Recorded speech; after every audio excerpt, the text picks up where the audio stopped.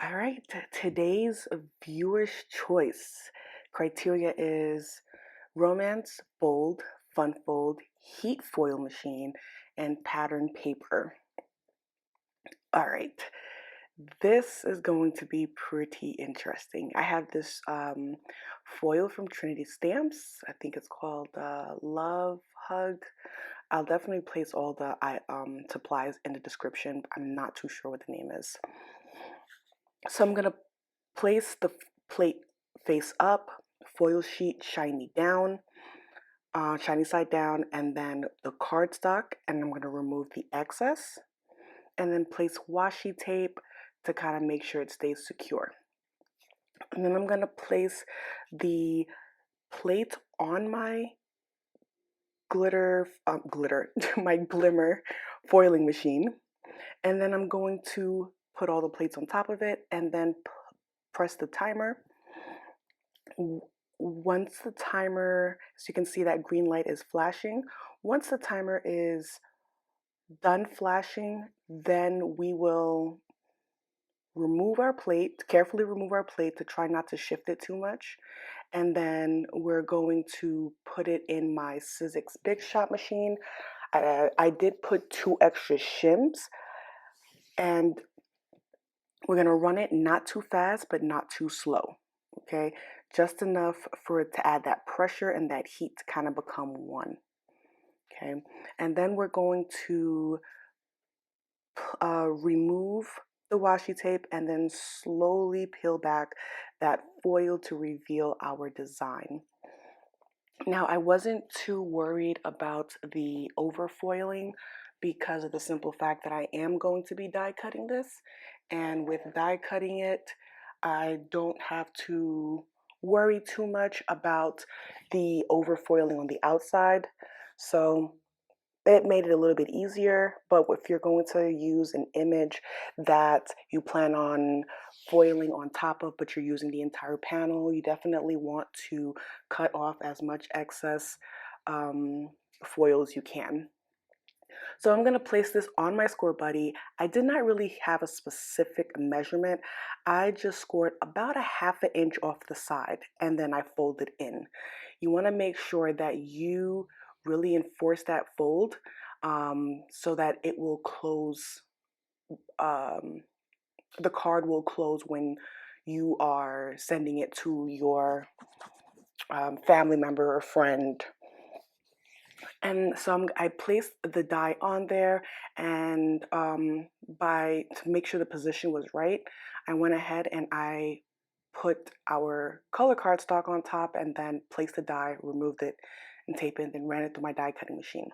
Now, with the pattern paper, I wanted to place it right behind that open window. I did trim it down to about an A2 size, and then I had to trim a little bit off of the 5.5, because of the simple fact that we are placing this inside of a card base, and that fold takes a little bit of size away from that A2.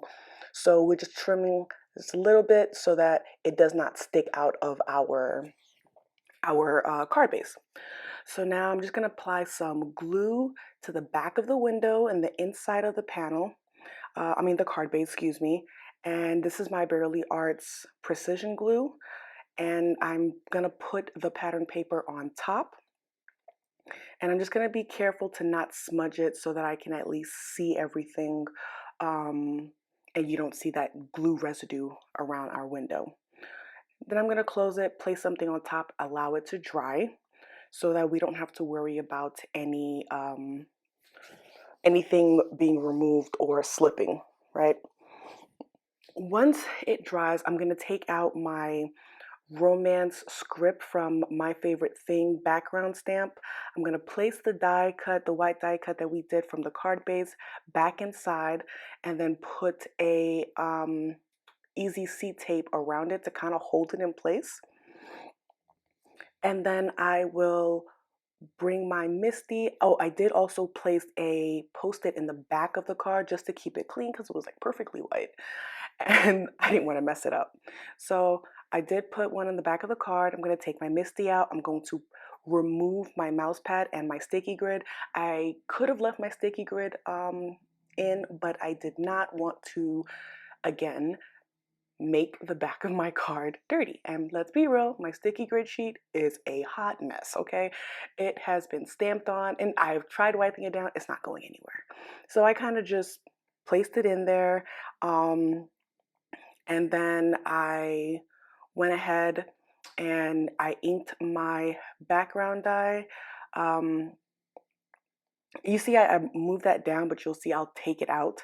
But I put my background die inside because my corner, that corner magnet was kind of causing a bulk, so it wasn't allowing the stamp to fully be transferred. And I'm going to take my Versacolor Cardinal Pigment ink, and I'm just going to ink my background stamp, close it up, and transfer that ink over. So as you see, I did remove, and I crossed my fingers because I was so afraid that it was going to move while I was doing it. But it ended up coming out perfect. Went ahead and I cleaned my background stamp with my Tidy Towel from Gina K. And then I'm going to take my heat gun and I'm going to dry that pigment ink so that we do not smear it everywhere. Of course, I am a tidy person every now and then, but I get messy when crafting. So I'm just gonna help this dry a little bit. You don't wanna touch it while it's wet. It will smear. And if you do smear it, maybe at the end of the corner or anything, just take a brush maybe and maybe blend around it to kind of give it that extra look. But I figured I wanted the red script because it adds that bold color and that's what um, that is what the viewer chose. They wanted a bold color, but they wanted pattern paper. So I think that black and white and then that color of the red ink is beautiful. Honestly, the way the card is right now, I love it. And I'm definitely going to make a bunch of cards like this. Like, you'll expect a video very, very soon with card like this. I love how it turned out. This was probably the best challenge ever. Um, so Little So, thank you so much for this challenge. It was an honor and a pleasure to do. So now we're going to go ahead and start putting our fun fold part together. So that little flap that we folded on our die cut, our red cardstock, we're going to go ahead and we're going to place, before putting the glue down, we're just going to piece it inside to make sure it fits perfectly. And then we're going to go ahead and fold that flap over and place something on top of it so that it will dry. Now here I have one of my sentiments from my Simon Says Sentiment Strips pack, and I love the one that says I still fall for you. I think that was so cute, but it was too big for my heart. So I decided to cut off the for you, the fall, and then leave the I still together. And made sure I trimmed the ends of them so that they're even. And then I've played around with placement for a little bit to try to figure out where I wanted to place it. I wanted to do like a fun look, like almost like a newspaper puzzling where I was putting the pieces and it's all crooked. Then I thought about maybe like stairs. Then I thought about maybe on top of each other, crooked. Ultimately, I ended up going for like the stairs look, right? And I glued it down with my liquid glue and some tweezers. And I did not really add anything else. I didn't add any sequences. I thought that this card was perfect the way it was. It had so much going on. It had like a hint of simplicity and creativity all at the same time. I enjoyed how the card turned out. And honestly, I was flabbergasted in the best way possible. Like, I I wanted to give this card to that viewer personally. So when you open the card, you see the back of that pattern paper. So I'm just gonna take, this is another A2 panel that I have, trim that down again because it's going to be inside. So that folded, that crease there takes a little bit of some centimeters or so away. I added my Bearly Arts Precision Glue in the back of that pattern paper, and then I placed my panel over that just to give it a nice clean look so that when the receiver receives it, it looks, pretty clean and doesn't look like, I put a whole bunch of paper together. Then I just wanted to make sure I reinforced the that fold. I removed the back post-it off the back, and look how beautiful this card is, guys. I honestly enjoyed making this card and I was shocked with myself to actually pull this off. So, Lil Soso, that was a challenge that I accepted and it was so worth it. I can't wait to see you guys at the next Viewer's Choice Challenge coming up. It's going to be fun.